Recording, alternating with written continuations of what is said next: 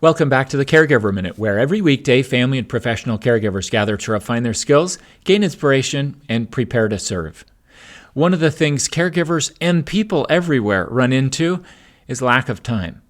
I mean, we all have the same 24 hours in the day, but figuring out how to get everything done that we need to do and to stay on track with our goals is really difficult for most of us. Matt Cutts, who's a software engineer and former head of Google's spam team, once said, "When you have 5 minutes to fill, Twitter is an excellent way to fill 35 minutes.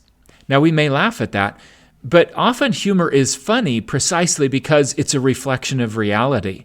Humor is a way of identifying the elephant in the room. And in this case, the elephant in the room is digital distraction, and we all know that we're subject to it.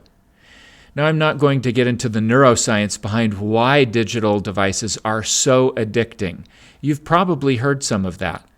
I think what would be helpful is to share a framework I recently ran across for governing our use of digital devices.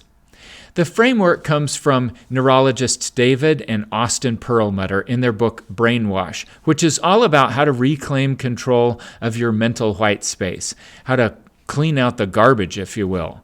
In their book, the Perlmutters offer an acronym that's a helpful framework for measuring our digital device usage against. It's called TIME.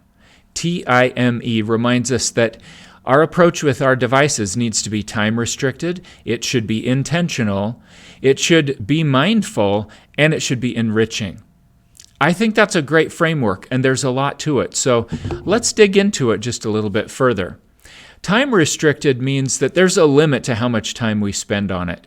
We may even want to set a timer and say, I can only devote 20 minutes to checking these emails. Or I'm going to set a timer for 5 minutes, and that's all the time that I have to spend on social media, because I have other things that are more important. Other times we might just notice when we're getting sucked in. We might try to be a little bit mindful and say, I'm only going to do this for another 5 minutes, and actually set the timer. When it comes to intentionality, it makes a difference if we're using the devices intentionally as opposed to mindlessly.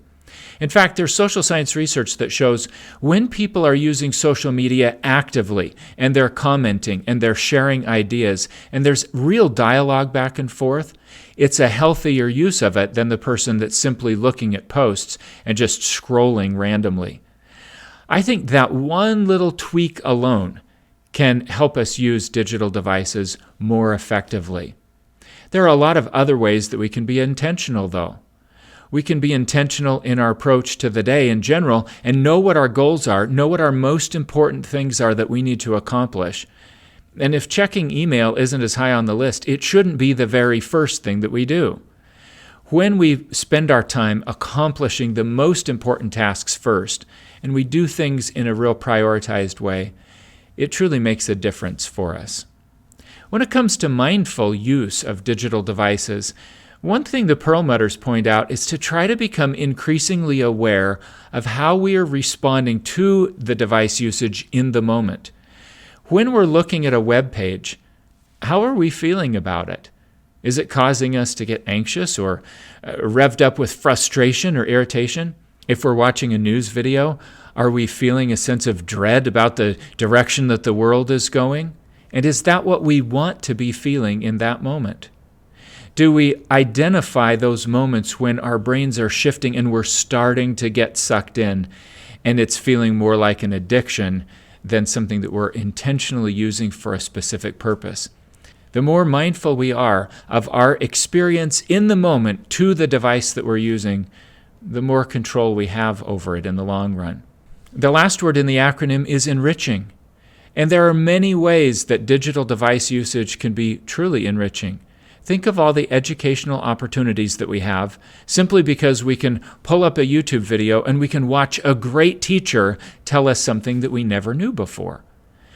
Even the fact that you can open up the Caregiver Minute on your phone and watch it and share it with somebody is an enriching thing. Well, at least I hope it's enriching. I work really hard to try to make these meaningful for everybody.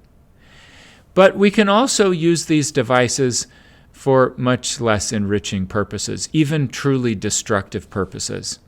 When we use these digital devices in enriching ways, It makes such a difference in where we are and who we're becoming and what we're able to accomplish.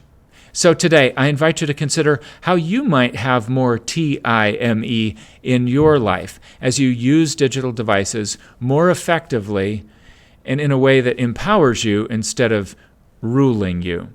I hope this makes a difference for you and the people you serve, and I look forward to seeing you again tomorrow for another episode of the Caregiver Minute.